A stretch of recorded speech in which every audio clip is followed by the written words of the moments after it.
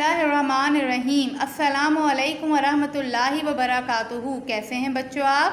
ये आपके उर्दू का पीरियड है। पहले हम दुआ पढ़ लेते हैं। रब्बी ज़िदनी इल्मा, ए मेरे रब मेरे इल्म में इजाफ़ा फरमा। बेटा अपनी किताब का सफ़ा नंबर 25 खोलिए। सफ़ा नंबर 25 पे हम आ गए बेटे। यहाँ पर मश्क है कौन से सबक की, जो हम पढ़ रहे थे, आदाब ज़िंदगी। ठीक है, सवाल नंबर 2 हम करेंगे। तारीख़ लिख लीजिए, आज की दिन डाल लीजिए। मुनासिब अल्फाज से खाली जगह पुर करें। ये आपको मुनासिब अल्फाज दिए गए हैं और इसकी मदद से आपको खाली जगहें पुर करनी है।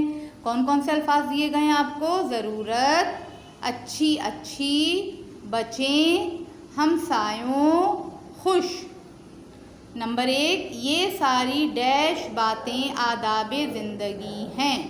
ये सारी डैश बातें आदाब ज़िंदगी हैं। क्या आएगा यहाँ पर? ये सारी अच्छी अच्छी बातें आदाब ज़िंदगी हैं। लिख लीजिए। ठीक है। नंबर 2, लड़ाई झगड़े से हमेशा डैश, लड़ाई झगड़े से हमेशा बचें। शाबाश। ठीक है। नंबर 3, डैश के साथ अच्छा सलूक करें। जी, सबक में हमने पढ़ा था किसके साथ? हमसायों के साथ। लिख लीजिए। ठीक है।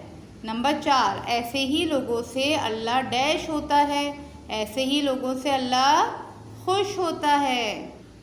और नंबर 5, गरीबों की डैश का ख्याल रखें, गरीबों की ज़रूरत का ख्याल रखें।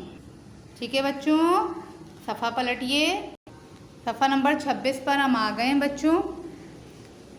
यहाँ देखें, ये तस्वीर दिखाई भी है। ये देखिए, ये कैसे जो हमारे फ़ौजी हैं ये बच्चों को पढ़ा रहे हैं। तो ये क्या है? अच्छी ज़िंदगी गुजारने के उसूल, दूसरों को पढ़ाना, गरीबों की ज़रूरत का ख्याल रखना, है ना।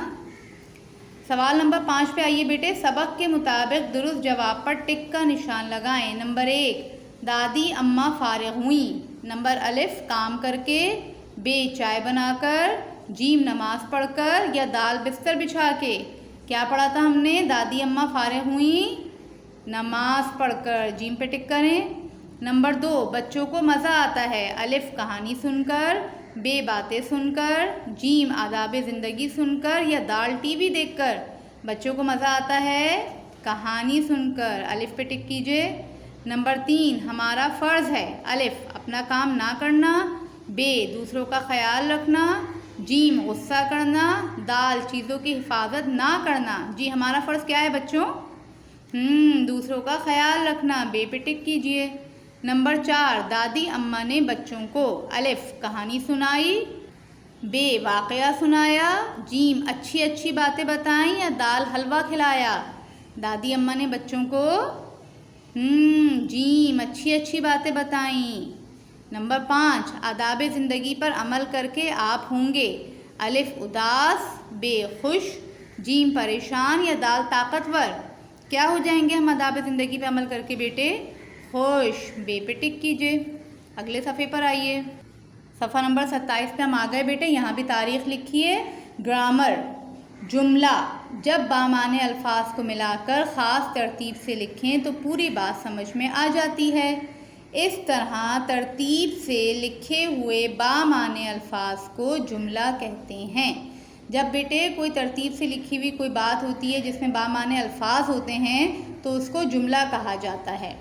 सवाल नंबर 6, दिए गए अल्फाज को मिलाकर जुमला बनाएं। नंबर 1, दिल किसी मत का दुखाओ। अच्छा बताइए, ये तरतीब में है? नहीं। हमें इससे कुछ मतलब समझ में आ रहा है? नहीं। तो इसका जुमला क्या बनेगा? इन्हीं अल्फाज को हम दोबारा तरतीब दे के लिखते हैं। किसी का दिल मत दुखाओ। देख लें, वही सारे अल्फाज हैं लेकिन हमने तरतीब दे दी तो हमारा जुमला बन गया और हमें बात समझ में आ गई। ठीक है। अब नंबर 2 है, वक्त करो हमेशा कदर की। ये सारे अल्फाज हैं लेकिन ये तरतीब में नहीं है तो हमें तो कुछ बात समझ में नहीं आ रही ना। इसको तरतीब दे के बामाने जुमला बनाइए बेटे। जी, कोशिश कीजिए। हमेशा वक्त की कदर करो। शाबाश, लिख लीजिए। हमेशा वक्त की कदर करो। नंबर 3 क्या है बेटे? हमें इज़्ज़त बड़ों चाहिए करने की। क्या बनेगा इसका सही जुमला? हमें बड़ों की इज़्ज़त करनी चाहिए। वेरी गुड, लिख लीजिए। हमें बड़ों की इज्जत करनी चाहिए। फिर है बेटे नंबर 4, है जो करता मेहनत है फल पाता वो। इसको तरतीब देके जुमला बनाइए। जो मेहनत करता है वो फल पाता है। जो मेहनत करता है वो फल पाता है। ठीक है बच्चों, तो ये काम आपको किताब में करना है। साफ़ सुथरे तरीके से अच्छा काम कीजिए। अपना ख्याल रखिए। जज़ाकल्लाहु खैरन कसीरा। अस्सलामु अलैकुम व रहमतुल्लाहि व बरकातुहू।